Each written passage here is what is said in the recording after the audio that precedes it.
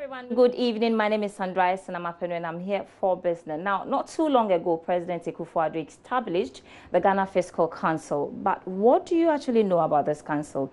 Let's take a look at this. Now, for the information we have, the Fiscal Council is a 7-member council tasked to help check government's expenditure and also advise the president on fiscal discipline and ensure prudence and the management of the economy. The composition of the council in February 2019 makes Ghana the only country in the sub-Saharan Africa to establish a fiscal council.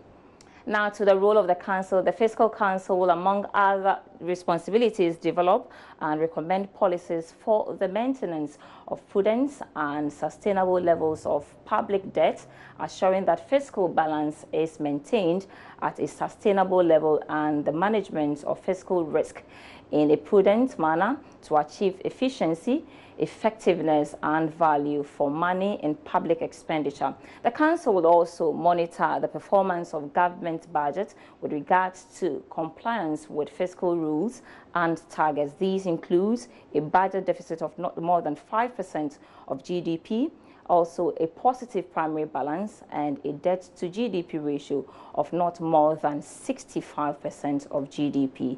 Now, the members of the council actually consists of the Fiscal Council, which is actually chaired by Dr. Paul Akwa, who is former governor of the Bank of Ghana and former deputy director of the Africa Development Department of the International Monetary Fund, IMF, and other members of this group include Professor Eugenia Ampofu, Dr. Nino Ashon, Professor Augustine Fusu, Dr. Ni Kwekusowa, Professor Robert Osei, and Mr. Ali Nyachia. So now you know the role and the composition of the council, but some civil society groups are not too excited about the structure of the council economic governance platform. One of such civil society groups actually believes the council is bound to fail. They argue members should rather answer to Parliament instead of the president. But is this recommendation actually coming in rather too late? Dr. John Kwachi consults for economic governance platform, one of the civil society groups. We felt that as a CSO, we needed to come out, because we mentioned that there was not much consultation with CSOs in arriving at some of these decisions. If we had been consulted, then of course we could have provided our input, right there.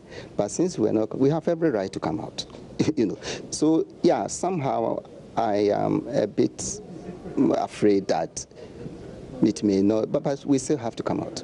We still have to come out. That's why I said, to the extent possible, if they want to take our recommendations into consideration to make changes, it's up to them. Do you think that it will be some question mark on their verdict and all the rest because of how it's been structured right now?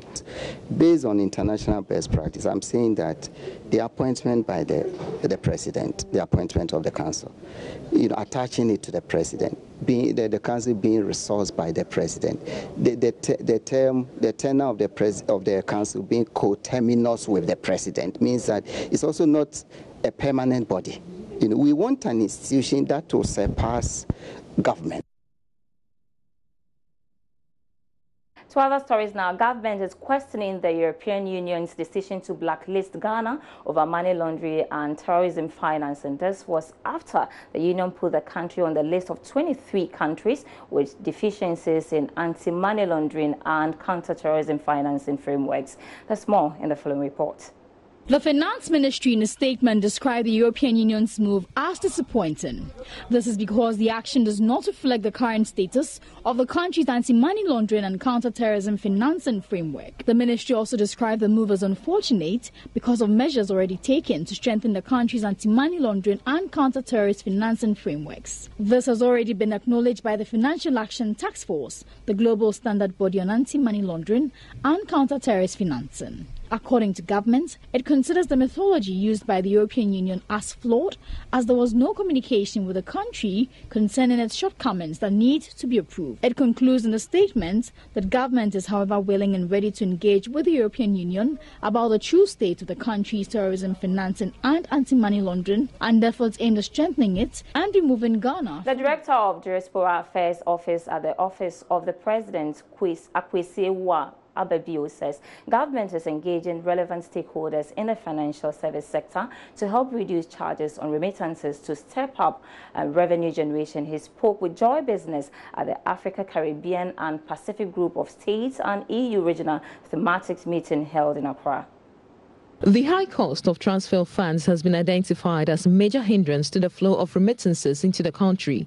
Currently, countries in sub-Saharan Africa have been identified to have the highest cost of transfer, pegged at 9.4% of the transfer amount, which is 29% above the world average in 2017. However, speaking to Joy Business, Director for Diaspora Affairs, Akwesi Abebio said government is initiating steps to address the high cost. Working with Bank of Ghana, having some of these symposiums and the conferences, etc., we are trying to see how best this can be done, and that also involves the registered members who are doing these transactions. Mr. Abebio was speaking at the International Organization for Migration's Africa, Caribbean and Pacific Group of States and EU Regional Thematic meeting in Accra. Sylvia Lopez Erka is the Chief of Mission for the International Organization of Migration in Ghana, Togo and Benin. One element that is a challenge also, in addition to the cost of transfer, is access in rural areas. Because sometimes you have cheaper options, and I think in Ghana we have a lot of options. The fintech companies are doing quite well. The money transfer operators are diversifying, which is great. But what about the access in the rural areas? On her part, the program manager for the EU Commission identified the need for regulations and policies to help harness the benefits of remittances. Legislative frameworks are key to regulate the use of remittances and diaspora engagement, but it's a starting point, and then there's a whole discussion of the actual implementation of the legislative framework. But for sure, it's a key starting point. Launched in 2014, the African, Caribbean, Pacific EU Migration Action provides technical support in migration to member countries. For Joy Business, Sheila Tamaklu. Chief Executive Officer and co-founder of People's Pension Trust Ghana, Samuel Bediako Waterbeck, has called for a national policy to reap up public interest in pensions. Statistics from the National Pensions Regulatory Authority indicates less than 1% of Ghanaians in the formal sector are signed onto a pensions program. At the maiden People's Pension Conference, Samuel Bediako Waterbeck was of the view Ghana's savings to GDP ratio could rise should national policy be instituted. With a chunk of Ghana's old population heavily dependent on family and friends, concerns have been raised over the need for an effective pensions regime. Speaking at the Maiden People's Pension Conference, Executive Officer and co-founder of the People's Pension Trust Ghana Limited, Samuel Bediako Waterbeck, argued the need for a national policy on pensions. If you look at the informal sector, the percentage is less than 0.00001% that have a pension. So we haven't even reached the 1%. So this is not just a company's problem, this is a national problem. So we have to come up with a national policy, a national campaign to educate people in the informal sector about why they need a pension and why they should come on board. Director for Planning, Research, Monitoring and Evaluation at the National Pensions Regulatory Authority, Ernest Amate Vondi, stated more regulations would be adopted going forward to deepen patronage of pension products. The primary objective of a pension scheme is to provide insurance against low income and low wealth in old age, and offer a mechanism for consumption smoothing, as economists will say, but essentially it means a saving function across one's lifetime to also relieve poverty and to redistribute income and wealth. The Dutch ambassador to Ghana, Ron Stricker, also spoke on the need for Ghana to learn from best practices abroad. You see that the partners from the Netherlands, the big insurance and the big pension schemes, lent their services, spent a bit of time here and see what they can do with the People Pension Trust.